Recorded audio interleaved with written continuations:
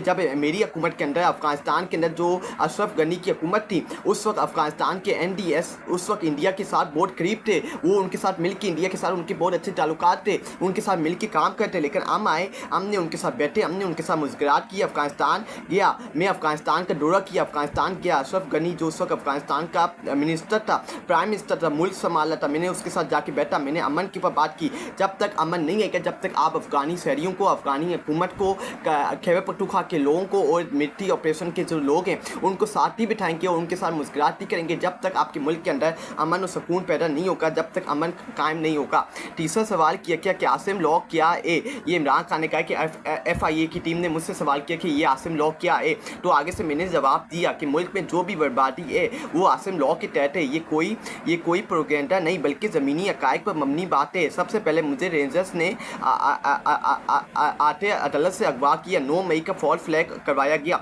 9 मई का ऑपरेशन बाकायदा मनसूबा बंदी से किया गया, वरना चंद घंटों में तहरीक इंसाफ के 10,000 लोग गिरफ्तार न किए जाते। CCTV फुटेज भी असल मुजरिमों से तवज्जो हटाने के लिए गायब की गई। इसके बाद जो प्रेस कॉन्फ्रेंस करता इसको आज़ादी मिल जाती और जो तहरीक इंसाफ का साथ देता रहता इसको हरासा की जाने की कोशिश छोड़ी नहीं जाती। ये इमरान खान ने बात की कि जब इमरान खान से सवाल हुआ कि आसिम लॉ के, तो आगे से इमरान खान ने बात किया कि तो मेरा जवाब ये था, इमरान खान का जवाब ये था कि आसिम लॉ के तहत इस वक्त मुल्क के अंदर तबाही बर्बादी हो रही है वो आसिम लॉ के तहत हो रही है। 9 मई एक PTI के खिलाफ ये फॉल फ्लैग ऑपरेशन करवाया गया था। 9 मई के दौरान जो 9 मई के अंदर मुलविस था उसको माफ़ कर दिया गया था और CCTV फुटेज छुपा दी गई थी कि असल मुजरिम साइड लाइन हो जाए और PTI के लोगों के ऊपर क्रैकडाउन, जुल्म ज़बर और PTI को दबाव के साथ लगाया जाए। ये इमरान खान ने 9 मई और आसिम लॉ से मुतल्लिक बात की है।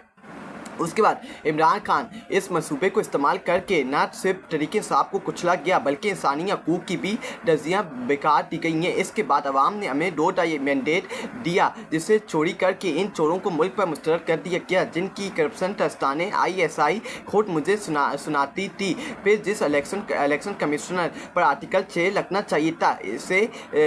चाहिए था इसे 9 माह की एक्सटेंशन दे दी गई। फॉर्म 47 अवान के जरिए 26वीं तरमीम मंजूर कराई गई और ऐसे ज़मीर फरोज जज को ऊपर लाया गया जिनसे इंसाफ की कोई उम्मीद नहीं बची। हर अदारे तबाह कर दिए, हर अदारे को तबाह और बर्बाद कर दिया गया। वो ISI जो तहरीक इंसाफ के दौर में अफ़गानिस्तान के साथ अमन के लिए काम कर रही थी, अब मास्ट आसिम मुनीर ज़ाती माफिया बन कर रह गई है जिसकी वाइट ड्यूटी किसी भी तरीके से तहरीक इंसाफ को कुचलना है। ये सब आसिम लॉ के तहत हो रहा है। ये इमरान खान ने बात की कि किस तरह इस वक्त फॉर्म 47 की हुकूमत को ऊपर बिठाया गया है और अवामी मैंडेट चोरी करके इनको हुकूमत हवाले किया गया है और इस वक्त मुल्क के अंदर जो जुल्म ज़बर चल रहा है और ISI किसके लिए काम कर रही है, आसिम लॉ के लिए काम कर रही है और सिर्फ उसका काम ये रह गया है कि वो PTI को कुचले और उसको तबाह बर्बाद करे। उसका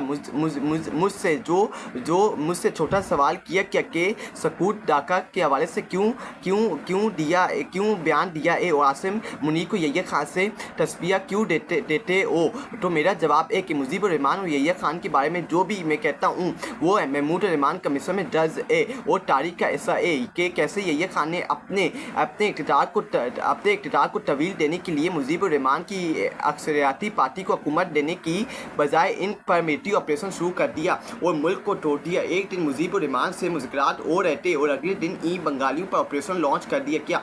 आज कल वही यहाँ हो रहा है जो काम यहिया खान ने 1971 में किया सब आसिम मुनीर भी कर रहा है, जिससे मुल्क में कानून और आइन का जनाजा उठ चुका है। ये इमरान खान ने बात की कि जो काम आसिम लॉ ने इस मुल्क के अंदर किया है वही काम यहिया खान कर रहा था और उसी को फॉलो करते हुए आसिम मुनीर आज वही कर रहा है और मुल्क के 2 टुकड़े कर दिए, पाकिस्तान को तबाह बर्बाद कर दिए। ये इमरान खान ने बात की है।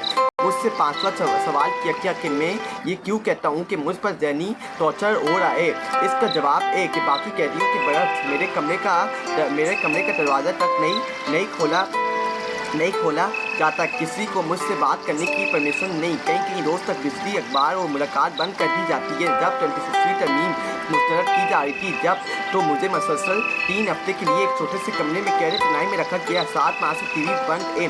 अलकना बाकी कैदियों को ये सहूलत मौसर है, जब चाहते अखबार भी बंद कर देते हैं। बच्चों से फ़ोन पर बात नहीं करवाई जाती। बुशरा बेगम और मैं दोनों कैद तनाई में हैं। जनी टॉर्चर और क्या होता है कि किसी कैद तनाई में डालकर इसे आम कैदियों की सहूलत भी न दी जाए।